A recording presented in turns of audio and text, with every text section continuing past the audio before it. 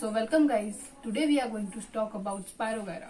आपने Spirogyra अपने 7th class में पढ़ा होगा और ये जो एल्गाई का पार्ट है ये अपने 11th क्लास में पढ़ा होगा। लेकिन इस बीएससी के पार्ट में आपको एक ही चीज पढ़ने को मिलेगी कि एल्गाई अगर है तो आपको Spirogyra के अंदर के सारे पार्ट्स तो जानने ही पड़ेंगे और इनके सारे पार्ट्स और इसके सारे स्ट्रक्चर्स मैं इसी वीडियो में कवर करूंगी और नेक्स्ट वीडियो में मैं जस्ट इसके रिप्रोडक्शन में बात करूंगी। मैं इस वीडियो को 5 पार्ट्स में तोड़ के आपको समझाने की कोशिश करूंगी और this is going to be the 4th part I guess. So I think third part और लास्ट और 2 पार्ट्स होंगे। एक में हम रिप्रोडक्शन की बात करेंगे तो दूसरे में हम इसके यूटिलाइजेशन के बारे में बात करेंगे एल्गाई के। तो आज हम इसके स्ट्रक्चर पे बात करेंगे। तो एक चैलेंज हम एक्सेप्ट करेंगे टुडे जो कि होंगे कि इसके स्ट्रक्चर, मतलब मैं आपको ऑन वीडियो इसका स्ट्रक्चर बना के फिर आपको एक्सप्लेन करूंगी। Its structure is very easy. मैं आपको थ्रू ट्रिक्स इसकी एक अच्छी सी स्ट्रक्चर आपको बना के दिखाऊंगी। आपने तो जस्ट माइक्रोस्कोप में देखा था कि Spirogyra का स्ट्रक्चर कुछ ऐसा होता है, लेकिन इसको मैं और अच्छी तरह से एक्सप्लेन करके आपको सारा का सारा पार्ट एक्सप्लेन करके बताऊंगी। आपको जस्ट क्या करना है, जब आपको इसके ऊपर क्वेश्चन आएगा तो आप क्या करना है, आपको सबसे पहले उसका ड्राइंग बनाना है। उसका ड्राइंग बनाने के बाद उसको अच्छी तरह से एक्सप्लेन करना है, जस्ट उस ड्राइंग को देख के, जिस तरह से मैं करूंगी। मैं उसको हिंदी में यहाँ पे करूंगी but you have to explain that in English in your examination. So let's get started. तो स्ट्रक्चर बनाने से पहले मैं आपको एक गेम से अवगत कराना चाहती हूँ, जो गेम आपने खेला ही होगा, सांप और सीढ़ी का।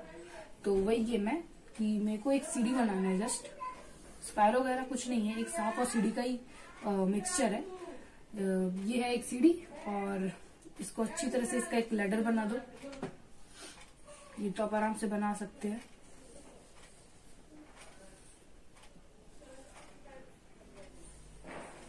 बस ये हो गया इसका लैडर। लैडर तो आपको पता है। अब इस पे सांप बना दो।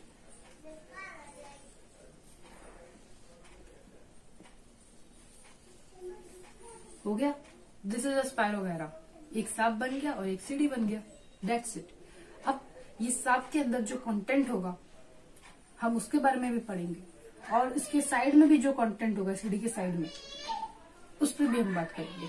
तो पहले तो हम इसके स्ट्रक्चर के बारे में, इस स्ट्रक्चर को देख के हम जो कुछ हम निकाल सकते हैं वो हम एक्सट्रैक्ट करेंगे।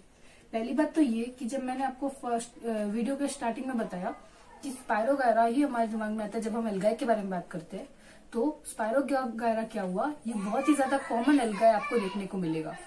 सबसे ज्यादा कॉमन एल्गाई जो है हमारे पूरे यूनिवर्स में वो Spirogyra है। तो Spirogyra is the common algae. ये आपको इसके यहाँ से ही समझ में आ रहा है।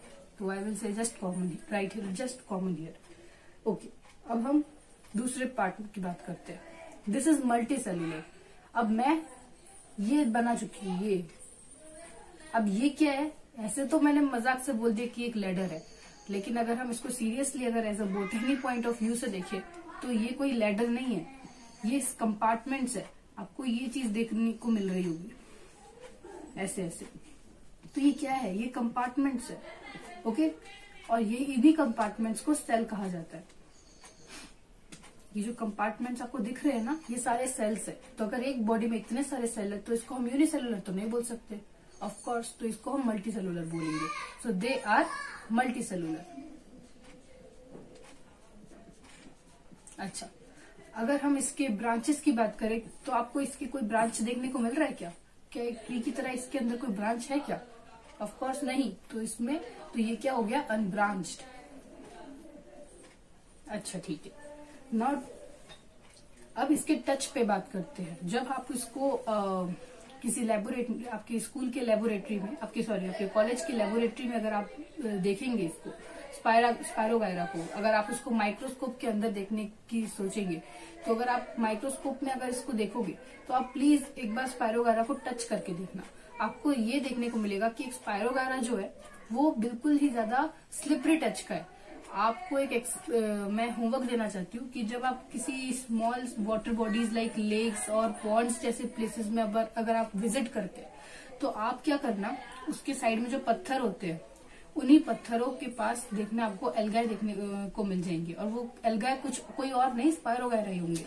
आप जस्ट उस स्पायरोगायरा के ऊपर पैर डाल के या हाथ डाल के इसको फील करना, वो आपको बहुत ही ज्यादा स्लिपरी काइंड ऑफ टच देंगे। और यही स्लिपरी काइंड ऑफ टच के पीछे का रीजन मैं इस वीडियो में आपको डिस्कस करने जाती हूँ। तो पहले तो मैं यहाँ पे लिख लूं कि ये स्लाइमी टू टच है।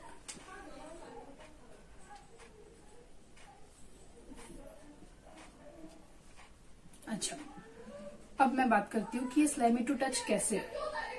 तो ये जो सेल वॉल है, इसके स्लाइमी टू टच होने का रीजन इसके सेल वॉल में छुपा हुआ है। तो ये जो मैंने सेल वॉल बनाया, ये वाला part, these are it cell wall. तो ये जो सेल वॉल होता है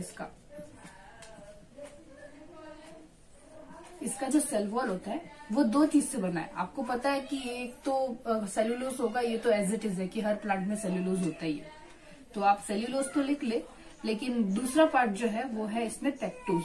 और यही पेक्टोज जो होता है वो आगे चल के डिफ्रेंशिएट करता है।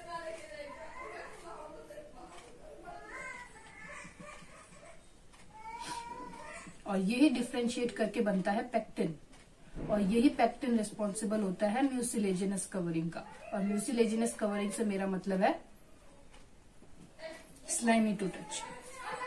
अच्छा, अगर हम इसके सेलुलोज की बात करें तो सेलुलोज जो होता है वो क्या है, सेलुलोज इसके अंदर पाया जाता है और पेक्टोज इसके बाहर पाया जाता है। अगर जो चीज फिसली हुई होगी, अगर वो अंदर होगी तो फिर आपको कैसे एक्सपीरियंस होगा?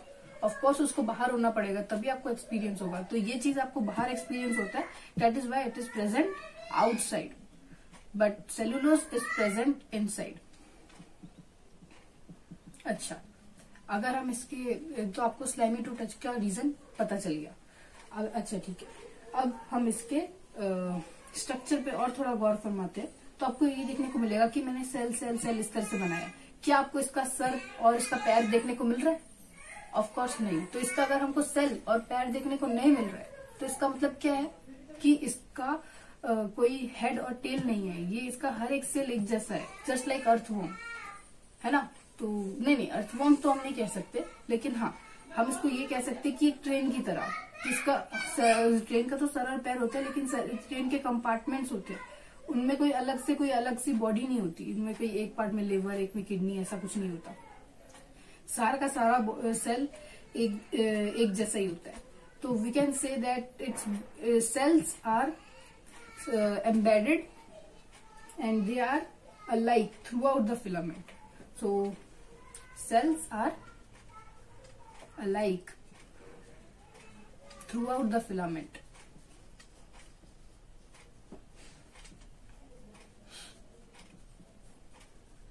अच्छा ठीक है, हमने इसके बारे में भी बात कर लिया। अब हम बात करते हैं कि ये जो इसमें जो कुछ फीचर्स होते हैं उन पे बात करते हैं। अगर आप किसी गाड़ी को खरीदते हैं, किसी बहुत ही ज्यादा, जैसे गाड़ी, कोई फोन, कुछ भी खरीद लिया, तो आप सबसे पहले इसके फीचर्स पे जाते हैं। आप देखते हैं कि इसमें क्या फीचर ऐसा है जो इसको मतलब डिफरेंट बनाता है, इसमें ज्यादा कॉस्ट क्रिएट करता है, ऐसा कुछ। तो ठीक उसी तरह इसमें भी कुछ फीचर्स होते हैं, लेकिन हम इसके फीचर्स से ज्यादा इसके सबसे मेन फीचर की अगर बात करें तो इसमें सबसे ज्यादा मेन फीचर ये है कि ये जो सांप वाली चीज है ना, यही इसका सबसे मेन प्रोमिनेंट फीचर कहा जाता है। और इस सांप जैसे स्ट्रक्चर को बॉटनी में क्लोरोप्लास्ट कहा जाता है। क्या? क्लोरोप्लास्ट। तो प्रोमिनेंट फीचर हो गया इसका सबसे ज्यादा, most prominent feature. I will write here, okay. मैं इसको इस पॉइंट में नहीं, यहीं पे लिख रही हूँ।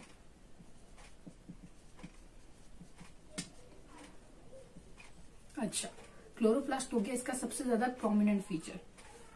और क्लोरोप्लास्ट क्यों इसका सबसे ज्यादा प्रोमिनेंट फीचर हो गया? क्योंकि क्लोरोप्लास्ट जो होता है वो रिस्पॉन्सिबल होता है खाना बनाने में, और जो इंसान खाना बना सकता है उसको और क्या चीज की जरूरत पड़ सकती है।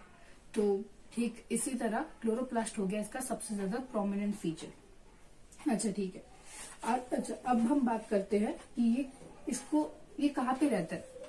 तो आपको ये चीज जस्ट पानी में सबसे ज्यादा देखने को मिलेगा। तो एज यू नो कि जल से ही हमारा जीवन हुआ है स्टार्ट। तो एल्गाई भी एक प्रिमिटिव प्लांट है, तो इसका भी जीवन पानी से ही हुआ है, तभी जाके आज हम एंजियोस्पर्म्स को इन लैंड देख सकते हैं। So we can say that this is also called as ponds come, क्योंकि ये पानियों में रहते हैं और स्पेशली फ्रेश वाटर में रहते हैं। और ये लोग फ्री फ्लोटिंग होते हैं, मतलब इजीली, इनको किसी एनर्जी की जरूरत नहीं है, ये फ्रीली फ्लोट हो सकते हैं। और ये लोग रनिंग वाटर में सबसे ज्यादा, मतलब ये आई एम सॉरी कि ये रनिंग वाटर से ज्यादा, मतलब रुके हुए पानी को ज्यादा वो करता है, प्रोमोट करता है। मतलब जो चलती पानी है, चलती लहर है, तो वो उसको प्रेफर नहीं करती। अगर आप किसी पानी को ऐसा स्टैग्नेंट देखेंगे, मतलब ऐसे रुका हुआ पानी अगर देखेंगे, स्थिर पानी, वहां पे आपको सबसे ज्यादा स्पायरोगायरा देखने को मिल सकता है। तो इट प्रेफर्स स्टैग्नेंट वाटर।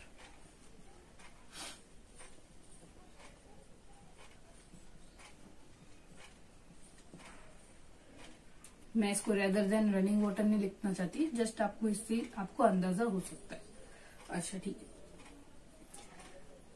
अब हम इसके इंटरनल स्ट्रक्चर पे और थोड़ा बात करते हैं। अब जिस तरह से आपकी बॉडी होती है, इसकी भी एक डिजाइन है क्लोरोप्लास्ट की, कि उसके अंदर छोटे छोटे अलग अलग से ब्लैक ब्लैक सर्कल्स जो मैं बना रही हूँ, डार्क डार्क, इसको क्या बोलते हैं? इसको बोलते हैं पायरेनॉइड्स। क्या? पायरेनॉइड्स। ये पायरेनॉइड्स का काम क्या होता है? अच्छा, बिफोर गोइंग टू पायरेनॉइड्स का काम क्या होता है, हम पायरेनॉइड्स के बारे में थोड़ा बहुत समझ लेते हैं। ये पायरेनॉइड्स जो होते हैं, ये बहुत ही ज्यादा इंपॉर्टेंट होता है, और विदाउट दिस प्राइमेरॉइड्स साइटोप्लाज्म का कोई फंक्शन, साइटोक्लोरोप्लास्ट जो है वो कोई काम का नहीं। तो पायरेनॉइड्स का जो दूसरा नाम है वो भी आपको लर्न करना चाहिए, उसको बोलते हैं प्राइमोडियल न्यूट्रिकल। अगर आपको याद हुआ तो अच्छी बात है, अदरवाइज आप पायरेनॉइड्स भी लिखेंगे तो कोई दिक्कत नहीं है। ठीक है, तो ये पायरेनॉइड जो होते हैं, आई एम सॉरी, इसको प्राइमोडियल न्यूट्रिकल नहीं बोलते, मैंने ये बात गलत कह दी आपको। चलो, आप जस्ट पायरेनॉइड से एक बात याद रखना कि पायरेनॉइड्स के फंक्शन क्या होते हैं। आपको इस एग्जाम में जस्ट इसके फंक्शन पे बात आ सकती है, आपको ये नहीं बताएंगे कि ना ये पायरेनॉइड्स का दूसरा नाम क्या है या फिर इसके मतलब कुछ फीचर्स एंड ऑल। आपको इसके जस्ट 3 फंक्शन आपको याद करके रखना है इस वीडियो के थ्रू। आप 3 चीज ले जाओ। फर्स्ट तो ये है कि इट्स स्टोर स्टार्च। क्या करता है ये? स्टार्च को स्टोर करता है। जिस तरह से हमारे बॉडी में ग्लाइकोजन होता है जो कि फैट्स को स्टोर करता है, ठीक उसी तरह से पायरेनॉइड्स क्या करता है? स्टार्च को स्टोर करता है। इट्स सिंथेसाइज स्टार्च, मतलब जो चीज स्टोर करता है वही चीज बनाता भी है, मतलब बनाता भी है, स्टोर भी करता है। तो सिंथेसाइज स्टार्च। और इसका सबसे ज्यादा इंपॉर्टेंट फंक्शन ये है कि इट एब्जॉर्ब्स CO2। ये CO2 को एब्जॉर्ब कर लेता है। ठीक है, चल, ये है इसके 3 काम।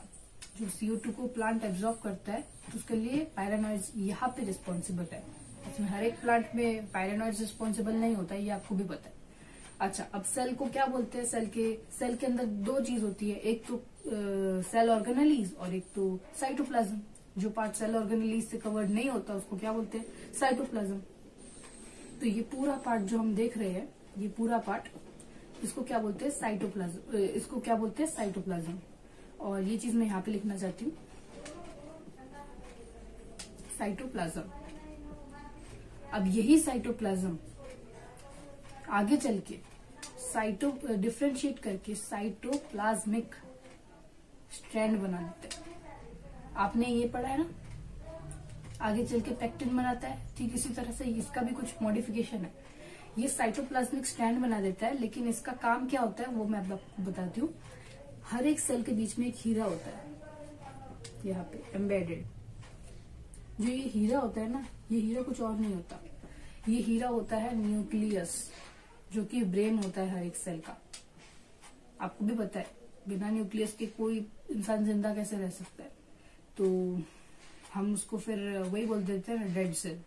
तो ये तो जीवित है ना, तो इस सेल को जीवित रखने के लिए हमको एक न्यूक्लियस का होना बहुत ज्यादा जरूरी है। और यही न्यूक्लियस इसके अंदर मिडल में एम्बेडेड होता है। और इसको मिडल में रखने के लिए साइटोप्लाज्मिक स्ट्रैंड जो होता है बहुत ज्यादा इसका मदद करता है इसको मिडल में होने के लिए। तो साइटोप्लाज्म एक काइंड ऑफ स्ट्रैंड बना लेता है जिससे ये अच्छी तरह से बीच में एम्बेडेड हो रखे। तो यहाँ पे क्या लिखेंगे हम लोग, साइटोप्लाज्मिक स्ट्रैंड का काम क्या होता है, इट बैलेंसेस न्यूक्लियस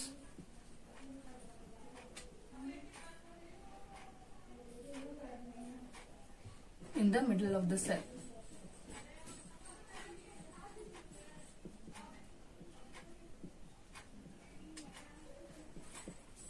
इसका और कोई काम नहीं होता।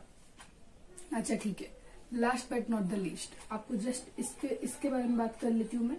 हाँ, और इसी साइटोप्लाज्मिक स्ट्रैंड को ही हम क्या बोलते हैं, प्राइमोडियल यूट्रिकल। जो चीज मैंने पायरेनॉइड्स वो बोल डाला था वो चीज मैंने गलत बोल दिया था, I am extremely sorry for that. लेकिन इसका जो साइटोप्लाज्मिक स्ट्रैंड का जो दूसरा नाम है मैं यहाँ पे लिख लेती हूँ, अदर नेम, तो वो हो गया प्राइमोडियल यूट्रिकल।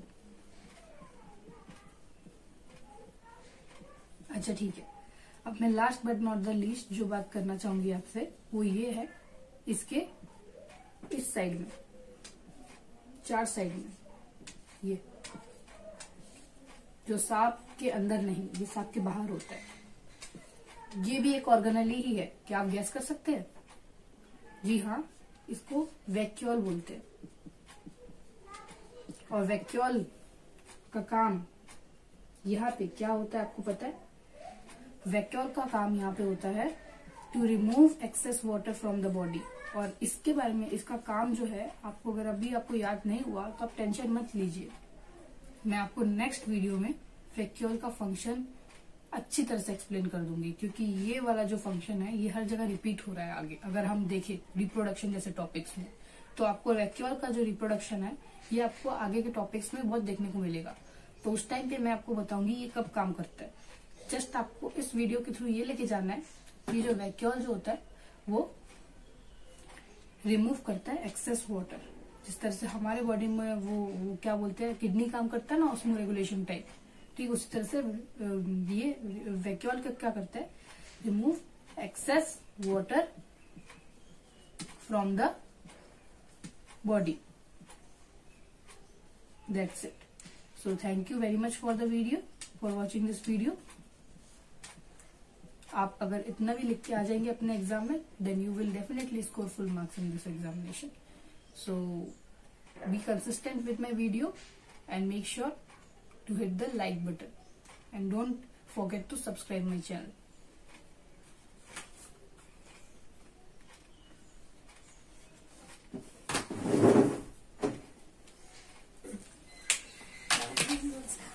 I did